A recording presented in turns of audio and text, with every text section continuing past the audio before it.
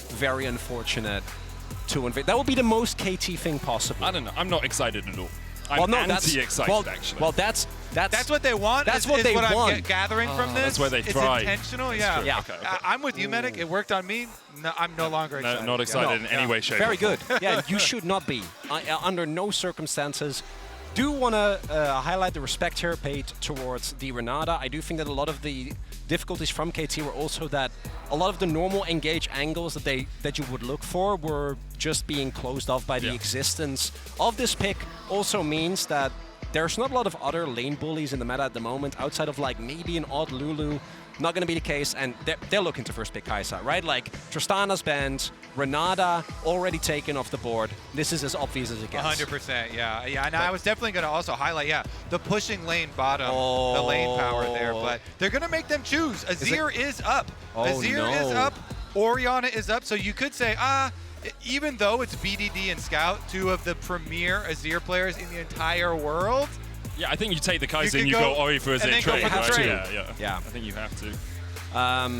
But it's not something. Hold. Yeah, it's not something you're going to be feeling super excited about, given the performance that Scout has had thus far. It's such a hard word not to use. How do you cast this team, man? Like, I can never not say it. Well, I have actually been trained by Atlas. It took me many mistakes before I was able to. You climbed to the top of the mountain without saying. You can only say it by if you preface it with not. Okay. That's the whole thing. Yeah, safeguard. And never, in any case, say that KT are in a great position and are looking like the clear favorites. Those are really the main guidelines. Well, LNG got, in my opinion, two of the best blind pick solo lanes here. Quite the duo, especially because Zika Jax, I feel like, is such a specialty. And Scout, in the first 2 days of this tournament, was the best performing player. Back-to-back Azir games, monstrous from him. So KT, as much work as they did to get this Kai'Sa pick uncontested by Isaiah or by Tristana, they're really going to have to make it worth it. Aiming is really going to have to live up to his Kai'Sa namesake. And I also think that Zika, what really impressed me was his willingness to just keep going for plays that created space, even though like his KDA wasn't that impressive, right? But it was about the impact that he had in team fights that I think is one of the biggest differences between a lot of the top Jaxes and some of the less fortunate ones that we've seen. Two things though, the Lehends Nautilus specifically is something that he's really been comfortable on outside of specifically the playoff series, where Lehends in general just had a really tough time. And BDD's Taliyah, because I don't think this is going to cuz given the, normal given KT tendencies. Given BDD, because he likes it into Azir specifically, but it's also something that he is able to have sideline impact with. And I think that that's the style that KT is going to play, or no team fighting against LNG, and given game one. I'm on board with that. Kind of understandable. We did see the Kalista hover as well quickly for LNG. I wonder if that will get through to the second phase. Viego banned away. Obviously, that's a very strong AD jungle aligned with the Taliyah. You land that first stun and someone's locked up for a good 3 seconds in whatever lane you're going for. Exactly. Like there are other AD jungle options, but none are as good as setting up the Taliyah seismic shove. Vi, the other best one with the R guaranteeing that you can get seismic shove plays. But 100%, this starter pack of first 3 picks for KT is all about go bottom lane with everybody and get as many kills onto aiming so he can win you the game on his famous Kai'Sa. I'd also argue that his Cuz's best champion, his Sejuani and Viego specifically, were 2 picks that no one in the LCK could match them on. Now, Cuz goes way back, but he is a Rek'Sai enjoyer. I think, unfortunately, on the current patch, not something that we're going to see. I do wonder what they're going to be looking towards, though, because this isn't really the best Sejuani angle with what you have right now. Against the Jax, it's really hard to stack permafrost, right? Like with Nautilus, it's okay, but I don't know if that's the direction that you were going, particularly against J4, who can early put a lot of pressure on you. Is this a Draven from LNG? I'm wondering with like the Leona, you can't really pick Kalista here, obviously into Taliyah. I think with the Leona, you can go for a very aggressive lane in the bottom lane, pick Draven, Civ it a little bit safer, a little bit more boring there, Gala, but that's what's going to be hovered. There was Sejuani locked in alongside Renekton here for KT. Yeah, those last 2 picks for KT really broadened their game plan here. Now it's not just the go bottom lane or bust. They do have early game options, at least for topside. The very famous dueling power of Renekton and Sejuani into the Jax. Try and get that Renekton to leverage against Jax early and snowball this game, because you've got to win early here. Much more early game focus from KT in the draft. It's going to be an early or bust. Lots so of all scaling coming together for your prediction, Chronicler. Yeah. All coming together. So given their play, this feels rough because I don't think KT's early game was that great in the last one. They were able to take some control, but no real back-breaking leads. But into what LNG have shown at this tournament, I do think this is the right angle. Right now, it doesn't look like KT can actually match him in team fight. And I think some part of that was the draft in the last one, but I don't think you can fully point it on that. This is also something that KT have played throughout the entire year that they have been great on. To me, though, the main thing from a KT perspective is, will Keen finally show the form that we haven't seen of him, in my opinion, since the domestic regular season? Because I don't think that Keen has been bad by any means, but he has been super underwhelming. I watched this man dismantle every single LCK top for 8 straight weeks. He was so far ahead of everyone else. He was solo carrying on so many different picks. And I think on the Renekton in particular, you need to have that kind of performance if you really want to get KT to a game number 3 here. Well, he's got to do it right now. This is literal elimination game of worlds. It's not, though, Cody. Oh, it's just a kidding. promotion Okay. game of worlds. Literal Promotion losing game. of the series game. We're losing Nailed the it. series. Winner of this goes through to the quarterfinals, obviously joining JDG and Genji, who are already qualified. It would eliminate their hope of winning this series. But I do like that story because Keen has been talked up for so long as being one of the very best top laners in the world, and just didn't get his chance to show it a bunch of times, but really, really has the chance now to step up. And if you want to be like the best, you can connect your League of Legends account with Prime Gaming to grab the exclusive experimentation emote. I'm sure Keen has done it already. We'll just see. Maybe sure he'll pop it up yes, at some point. It'll be very exciting.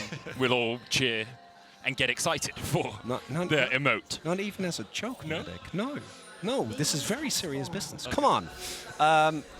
Jokes aside, because that was a joke, just making sure everyone knows. I would never scold Matic.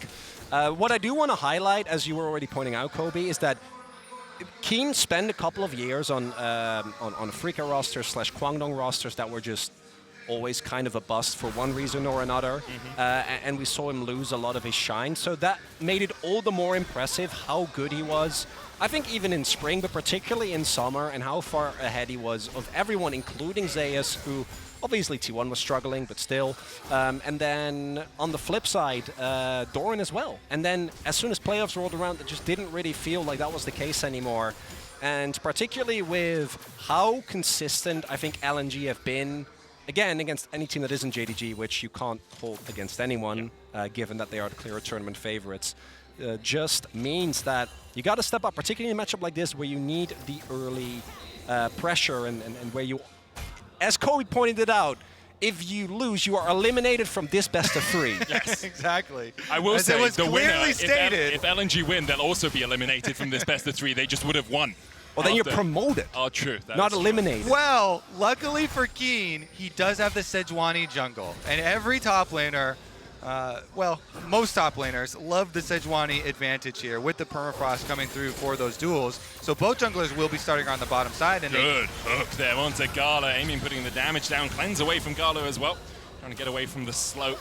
That glacial augment, and something KT did struggle with in game 1 was how much they were being pushed in that bot lane. So if you are a KT fan, that's a promising start for them. All right, let's see about those junglers ending towards top. Zika looking for his reset here on the Jax. Got the wave in, feels quite nice about his timing. And Cuz will finish up his full clear, no problem. But just definitely feels like for KT, a win lane, win game type of setup here with draft. So the pressure is on very early. The other 2 lanes pushing as necessary though, with BDD in mid lane pushing in the Azir early as expected, and bottom lane.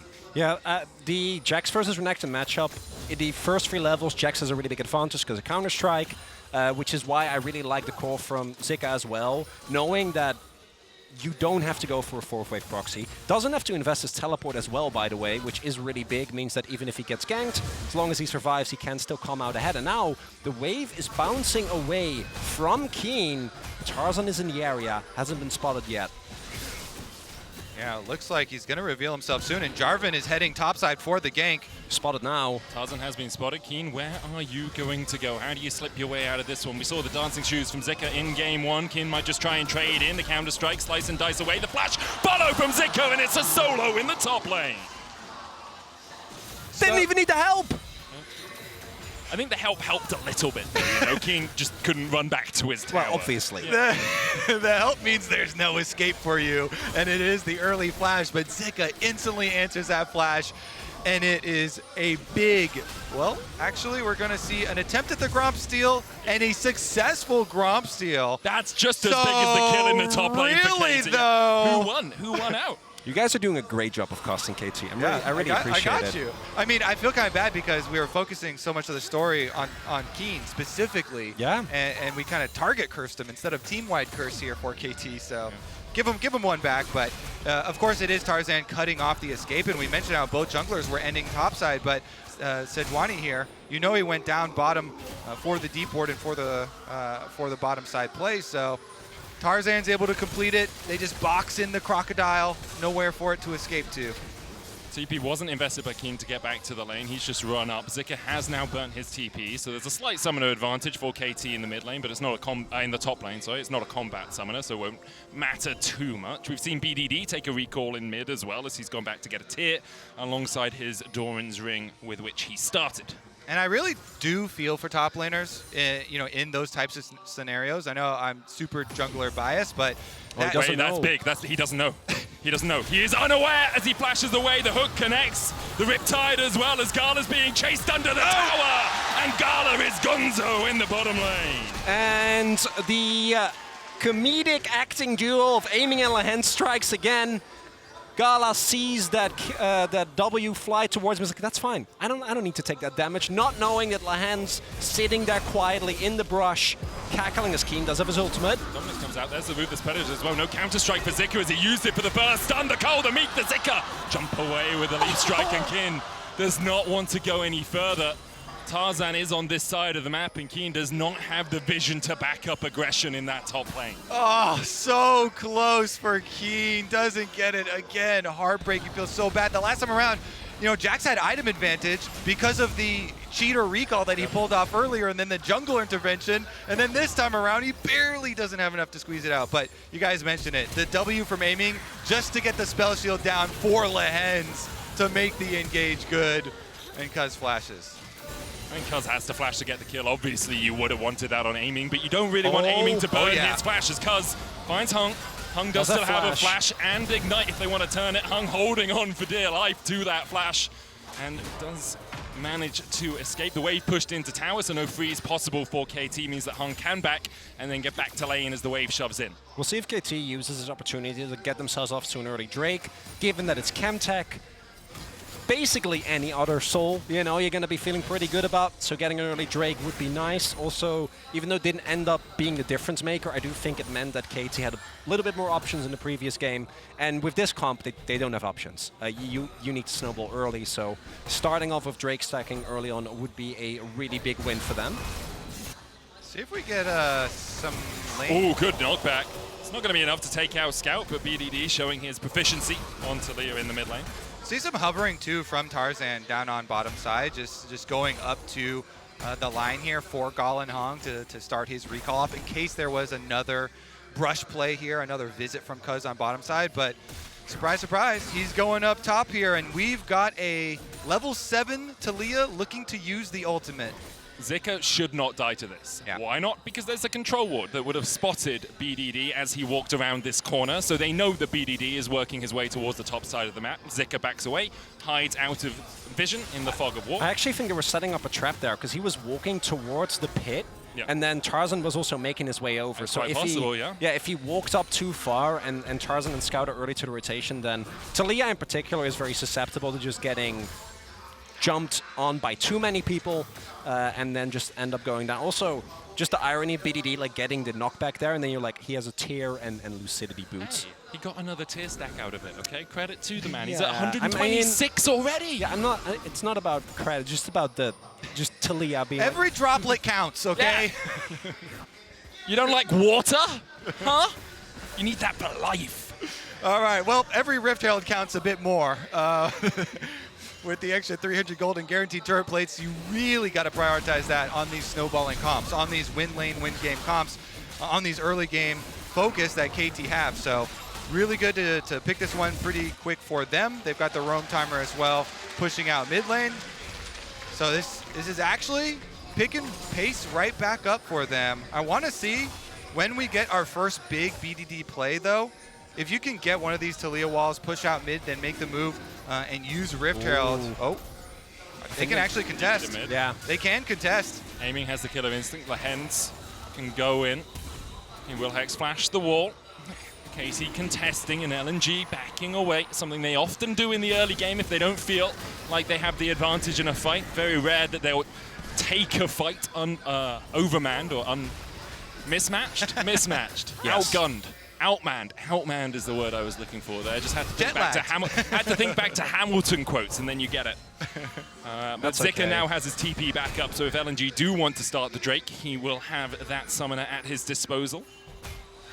And that's really big because with Keen not having his teleport available, it does mean that KT had a very brief window there where they might have like all-ined and would have at least had a 4v4. They don't want to take the risk. And I do think that one Drake you can still give up. Once you get to 2, I think that's really where you get into territory where it buys so much time for LNG that it's not really worth it. If it's one kind of mediocre Drake and then you get like not a good one and then you start stacking early on, in that case it might be fine. It's already starting to be pretty late on Drakes, too. True. We're 10.5 minutes. If your first one is 10.5, 11 this is minutes no here, D+. and you're giving that away, I'm like, whoa, the timeline here. Although, you know, you are playing against LNG, so that Yeah. that deserves some mention. And LNG have Starting had up. some good scaling on their hands. Keen, all right, at least gets the interrupt here. But there we go. KT will grab it. Yeah, really not much LNG can do with Zika being interrupted. They can't even make the TP play as the Hens is looking for something. Oh, the blast so gun- good. Oh, that was absolutely gorgeous. A bloody beautiful play by KT as they get the cherry on top of their Drake. Oh, I love it. Lehens goes over to lock him up, and the blast cone is sitting there. BDD just Taliyah W's him to the other side of the blast cone. Instantly taken down. Now they're turning it up. KT on the warpath. As the Weaver's Wall knocked back by the Emperor's Divide, but Tarzan on the wrong side of the wall and on the wrong side of the Death Chamber.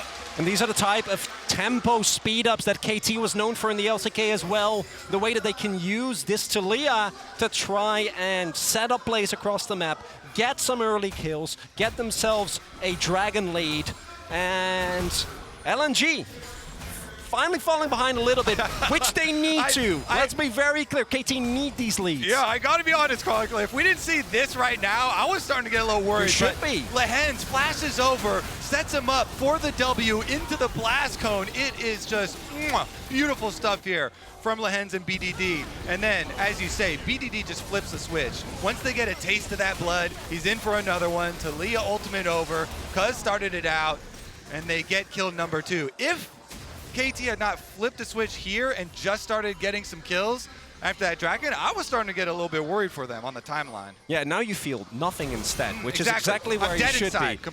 Perfect. Welcome to the club. Well, NA, you know. Want to highlight as well on that play with I've actually thought Cuz did a good job because of the ultimate from Scout. BDD doesn't actually get his E off immediately because he's still in the air. So Cuz changes CC in a way that Scout doesn't get, or Tarzan rather doesn't get to EQ over the wall, and actually at that point BDD once the E is down, you're going to get the kill no matter what. Also, aiming was actually the benefactor of that earlier play that they did find, or that Lehens found rather, and is going to be big. Spotted on vision here. So not to be a pedantic man, I was gonna let it go. Vedius gets tweeted at all the time for saying benefactor.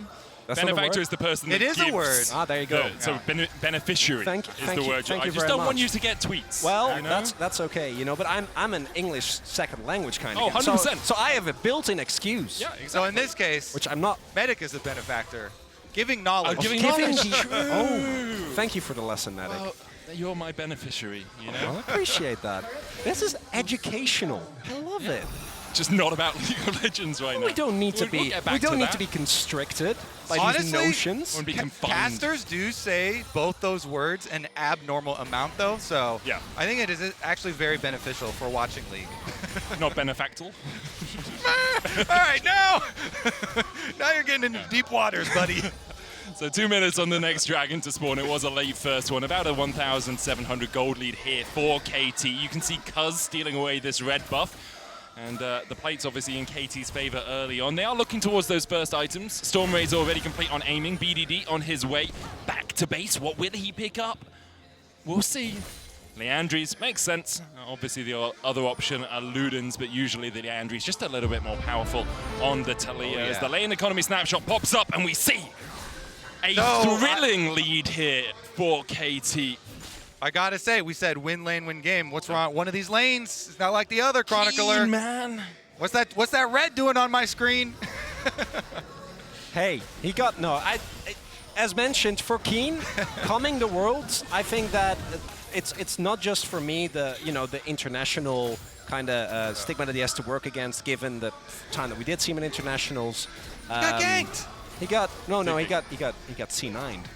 Yeah, Right, back like in we're talking, 2018, yeah, right? 2018. We're talking way back, and it's mostly I think he's fighting himself in regular season, and that's a kind of a recurring theme for this KT. But I think for Keen, most notably, and I do think that the Renekton at this point still forced to be reckoned with, but you get like 15 more minutes, right? And from that point on, not really going to be the case anymore.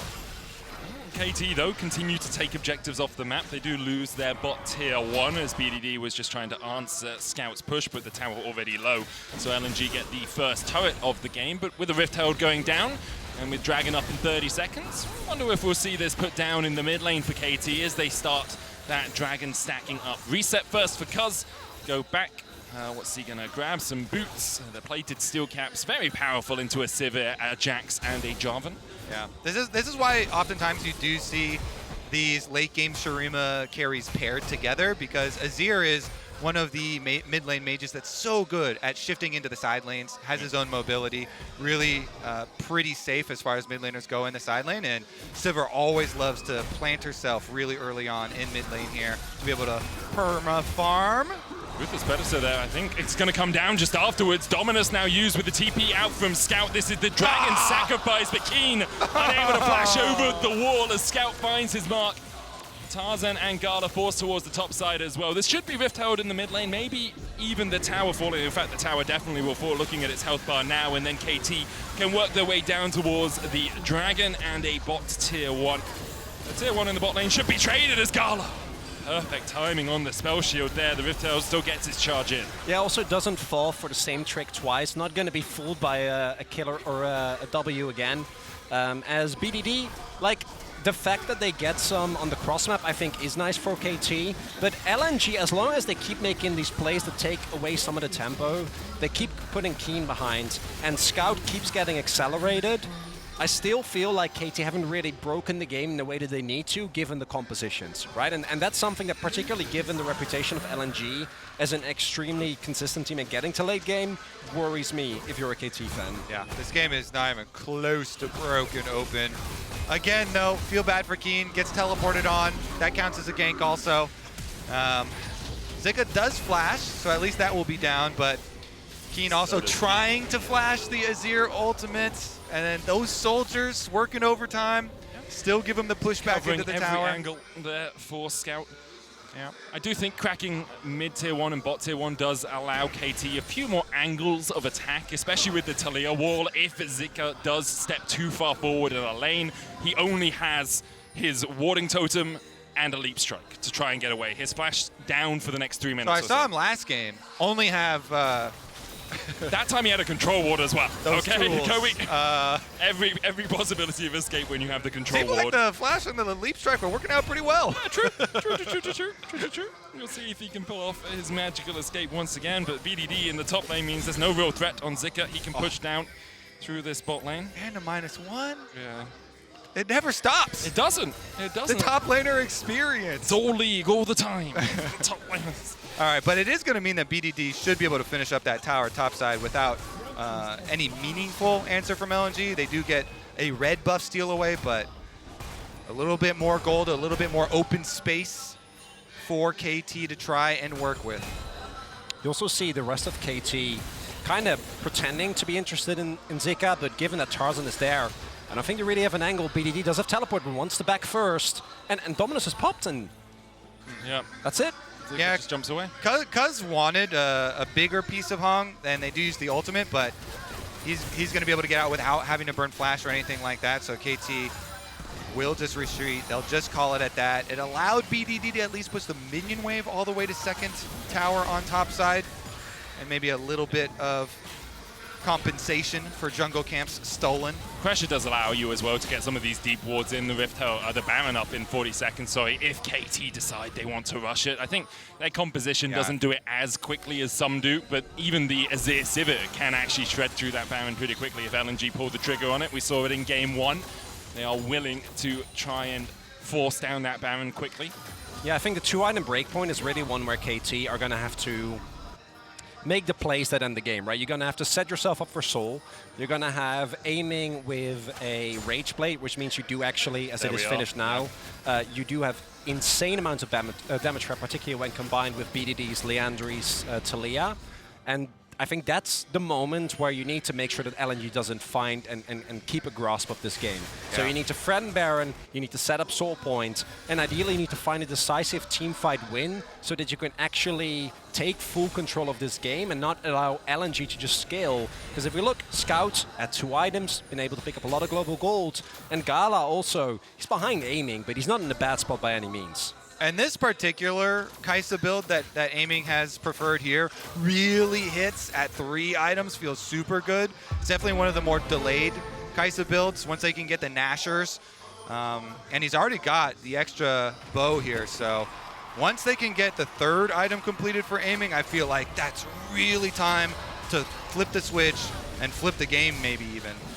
Scout's fighting over vision right now. Didn't know that Scout and Gala were waiting in the wings. Now meets one of those soldiers and realizes perhaps he's not on the right side of this trade. This control ward, by the way, where Keen is just walking, has been instrumental for LNG. It's been there for a long time, and it allows them to know where Keen is in terms of his pacing up towards a fight. If Keen TPs, often he'll push up towards them and then TP away. Now the control ward is gone, so my point is moot, but it helped for a little while, okay? You also see that Cuz able to dash away. Solar Flare on Cuz as well, still has the flash, but he's dashed into. He tries to flash the wall, but can't get away already. Tarzan's down. Cuz surviving the Radiant Virtue, keeping him just about alive. He escapes, and Tarzan is the one to fall. Oh, diving right into that Talia head first. So much burst damage there, even though Cuz face plants into the wall behind Baron. It's Tarzan that goes back to the fountain. That's going to give so much time here. I mean, it helps you set up for the soul point that Chronicler was talking about by Kobe. Zika going to walk around the wall here. Keen already back, so soul point in 15 seconds. We'll have another look at this because LNG thought they caught the enemy jungler. Yeah, I think Cuz doesn't actually have his Aftershock available, so they think that they can burst him down in that time. But yeah, the amount of damage, everyone from KT is there, and with BDD standing guard, they're not actually able to take him down. And this will lead to, at the very least, KT starting up, and I think that LNG don't really get in a position to try and contest there. Very big win here for KT, but let's not forget, this feels very similar to what we saw in game number 1, and then LNG made one Baron play, and then it was kind of you can see how perhaps KT were about it. They started up the dragon. They're like, okay, Lehens, make sure you are marking this Baron. Make sure no one can take it away from us. It's also last time, I think it was aiming that was helping with the... This time it was BDD, right? Because BDD can just wall over, had teleport as well. So they're like, we are not taking any risk. We didn't know what these guys are up to. And with Scout and Gala both at 2 items, definitely is an opportunity. And this is a good gold graph for KT, but it's not great. Yeah. And that's middling. That's what you're looking for. Middling. It doesn't numbers, pump those numbers up. It doesn't incite anything. No. I'm just either enlivened or electrified. It just leaves you whelmed. Yeah, I'm very well. You witness it, and that's it. That's all that's happening. LNG though, maybe just go for Go for Nash again. Worked last time. They know BDD's bot lane, but Zika doesn't have TP to match. So if Zika then shows on this bot wave, BDD...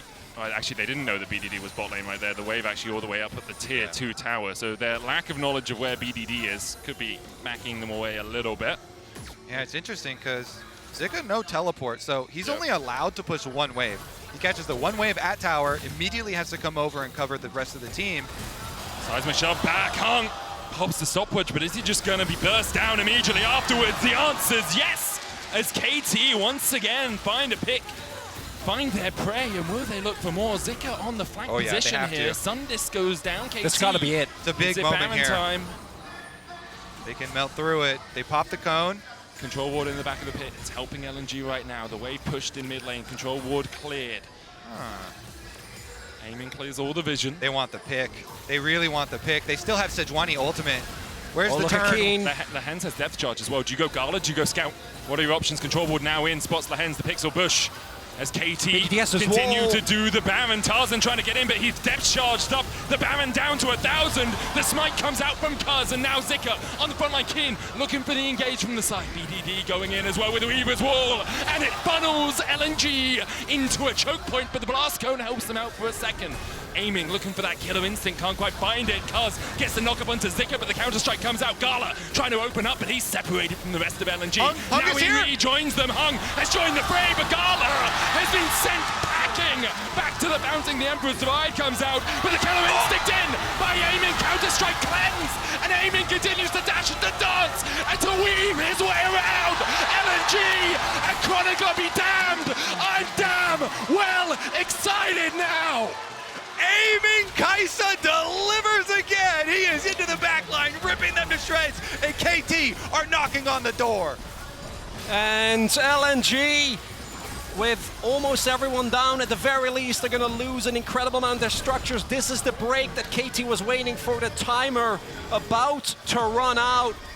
But it's one pick on Hung that starts it all off. And then the way that they go from there, the way that they're able to funnel the rest of LNG, that they don't want to take a 4 versus 5 when everyone on KT has all their sums up, and then this slow chase from KT, no one overextending, no one too far forward until they actually have an angle.